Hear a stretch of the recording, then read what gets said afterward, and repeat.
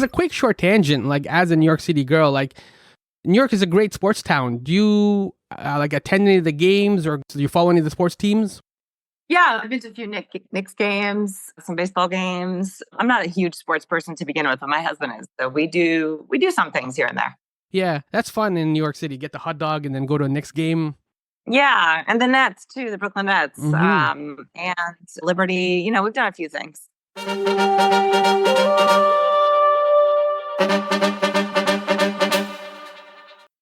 Yo, welcome to My Summer Lair. I'm your host, Sammy. Like Deadpool in that second movie, I am not a fan of pants. Younan. This is a frustratingly short episode. There was an airplane delay, Fan Expo was fast approaching, and we had to reschedule this interview, and well, life basically got in the way. It happens. However, it's frustrating because actor Morena Baccarin has done so much fantastic nerd work, and it would be fascinating to unpack those notable experiences. You know Morena as Vanessa Carlysle, Deadpool's sassy fun girlfriend. He actually went back in time in Deadpool 2 to save her. That's how cool and dope she is. Unlike the space-time continuum, she is a keeper.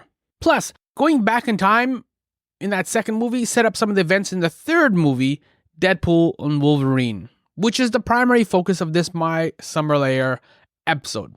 However, Morena has done much nerd work. She was Black Canary's voice in Justice League Unlimited, outstanding, remarkable cartoon.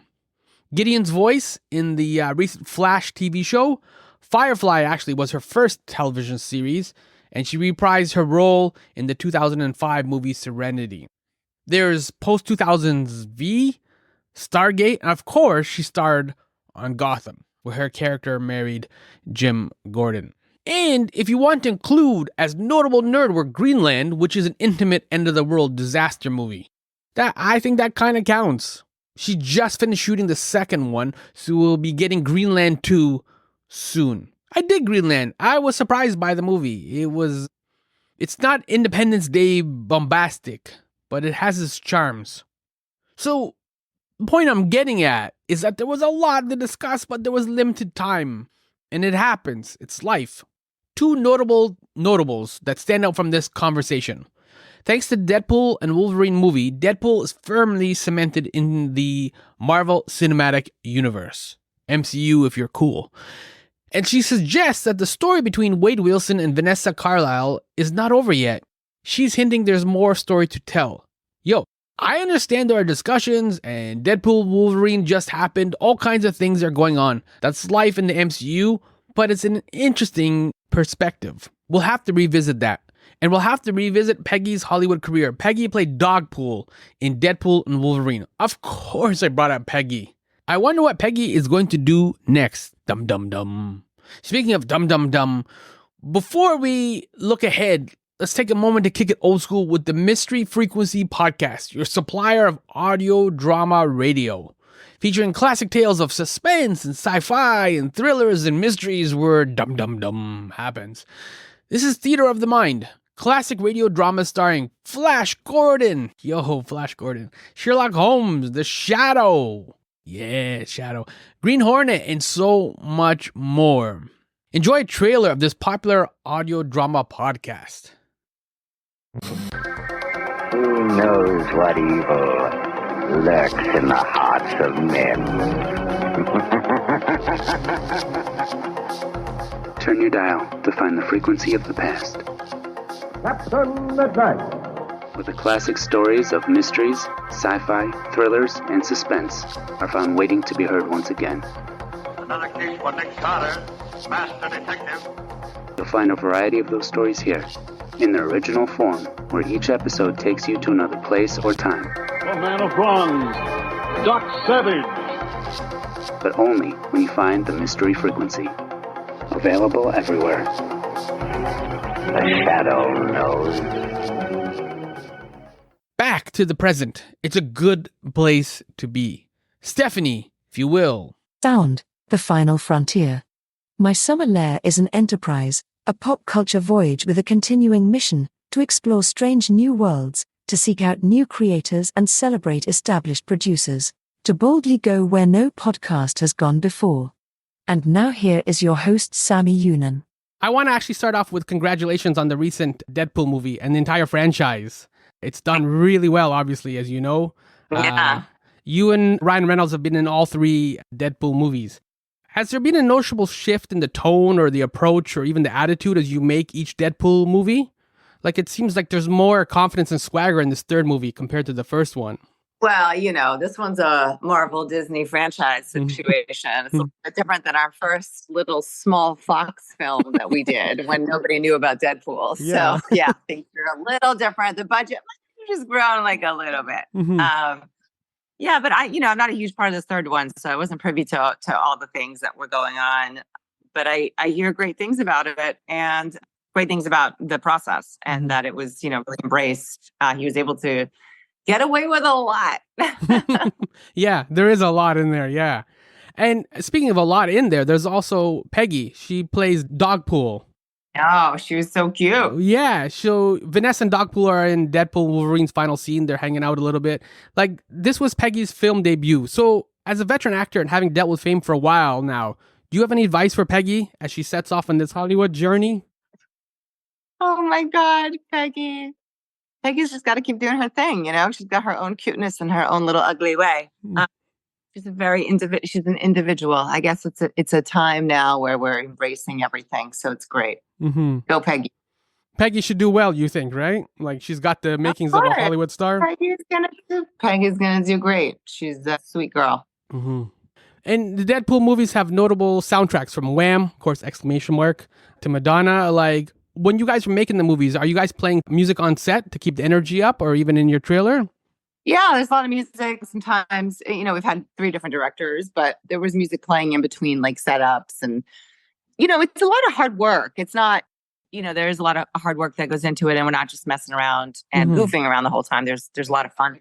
There's a lot of fun to be had, but it's really hard. And the music helps just, like you said, keep the energy up, but it's, to get so much done, you just do have to like be concentrating and on top of it.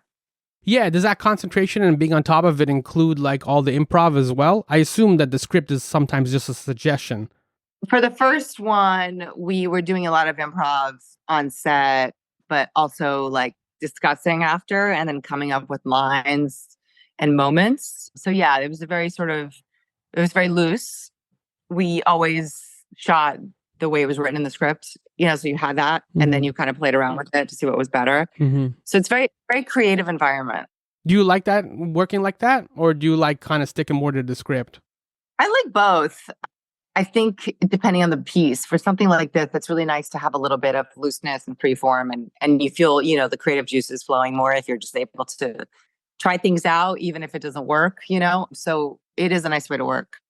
And the running gag through all the Deadpool movies is that F word is for family. Considering we live in like polarized times, can Wade and Vanessa's relationship be a North Star to inspire us and connect us with each other? Yeah. Or do you think Jim and Gordon and Lee Thompkins from Gotham is a better North Star? I think they're both great in different ways. I think the Wade and Vanessa relationship is unique and complicated, like most relationships. I think these 2 have a real deep connection and I don't think it's over yet for them. I hope. I think that they have, everybody's relationship is their own. And these guys definitely have, like, I want to know where they end up, what's going to happen. With Wade and Vanessa? Yes, Wade and Vanessa and like Lee and Gordon, we got to finish out that story. So that was kind of nice.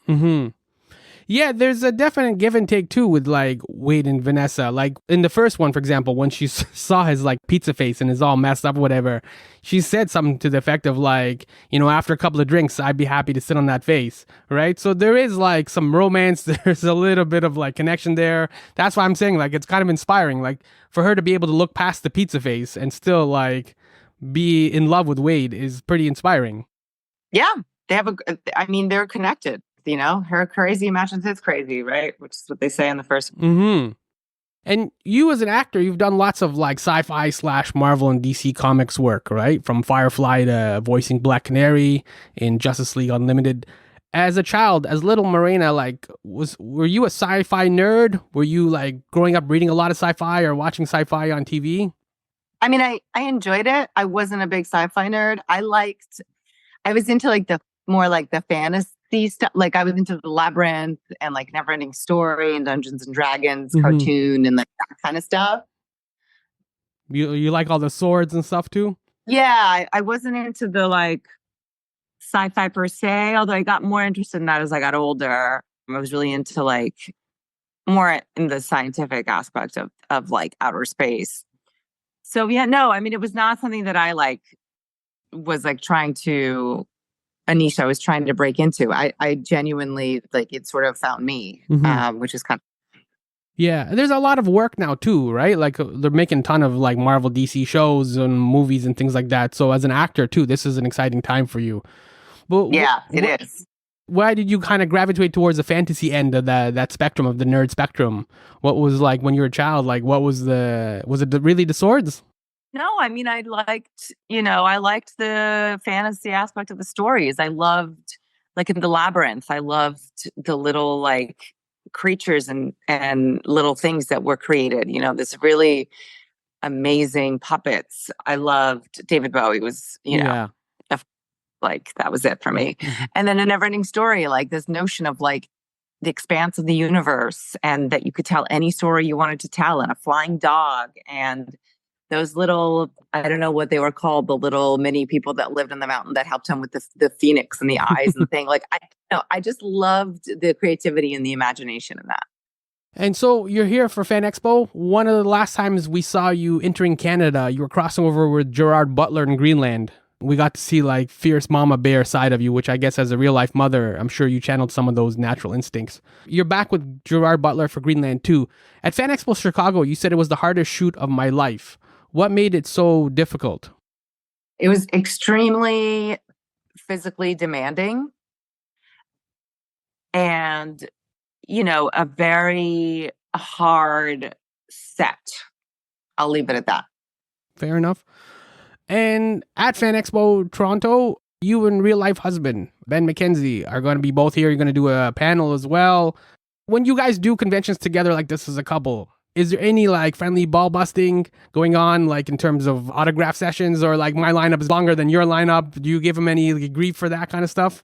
I mean, he's the one who's comparing. He's like, he's cheering me on, which is really sweet. Yeah, we mess around a little bit, but it's really nice to be able to do them together, to be able to sit next to each other. Also keeps the creeps at bay. Oh yeah, you bring your muscle.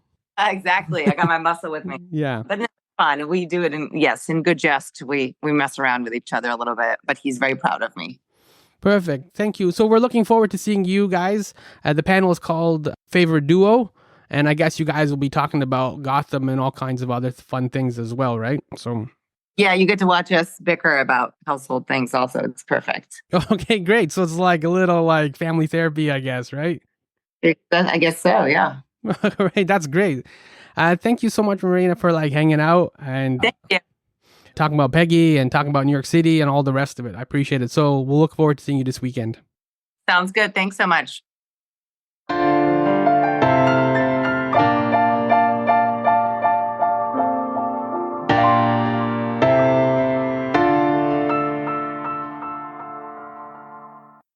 Yo, that was Morena Baccarin in Deadpool and Wolverine, Gotham, whole bunch of nerdery.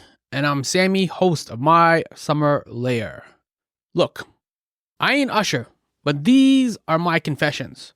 When she was talking about the NeverEnding Story, it was a struggle not to roll my eyes. I can't stand that 80s movie. Even as a kid, that movie was a uphill struggle. Same thing with E.T. I want to throat punch E.T. so badly. I still do. E.T. was many, many things, but it was not science fiction. And you know the funny thing about Morena bringing up NeverEnding Story? Fan Expo, and this was a Fan Expo interview with her. Fan Expo hosted a panel called NeverEnding Nostalgia. NeverEnding Nostalgia. The 40th anniversary screening of the NeverEnding Story. I'll say it's a never-ending story. This was the description. Join us at Fan Expo in downtown Toronto for a magical screening of the NeverEnding story. Celebrate its 40th anniversary with friends, old and new, as we relive this beloved classic together. Don't miss the chance to share the adventure with fellow fans.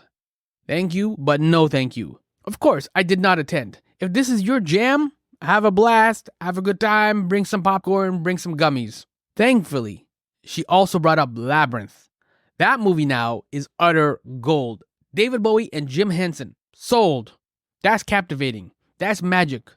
I would have given her a high five had we been talking in person. And you know what else is a never-ending story? Popular culture. Good thing I write a My Pal Sammy companion newsletter on Substack to help you navigate the cultural labyrinth so you can easily make your way. Sign up today and you're a legend. Will you please sign up? Willow, you please sign up.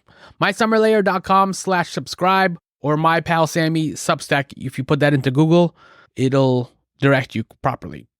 And I mean, come on, you gotta sign up based on the Willow pun alone. Even the legend one's a little weak, but the Willow pun, that's the trailer of what I do, such as it is.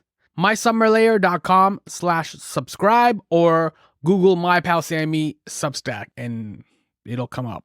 Thank you so much for listening to me in a Netflix world. Deadpool, yo.